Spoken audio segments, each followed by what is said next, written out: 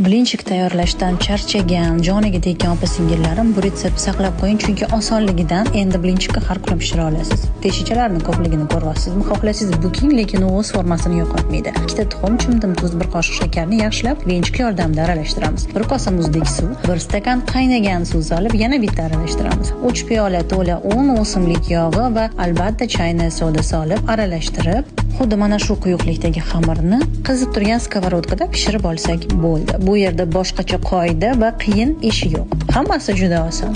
Ichini esa to'ldirish o'z xohishingizga ko'ra. Menda qiymali nachinka va ustiga shokolad qulupnayli nachinka qildim. Tvorogli nachinka murabbo bilan shunchaki o'zini zgushonka bilan yesangiz ham juda mazali. Maydaroq qilib tuging, yana ham ko'rinishi chiroyliroq chiqadi. Hoy, like bosmasdan, saqlab qo'ymasdan profilimdan chiqib ketmang. Afsuslanasiz, yoqimli ishtaha.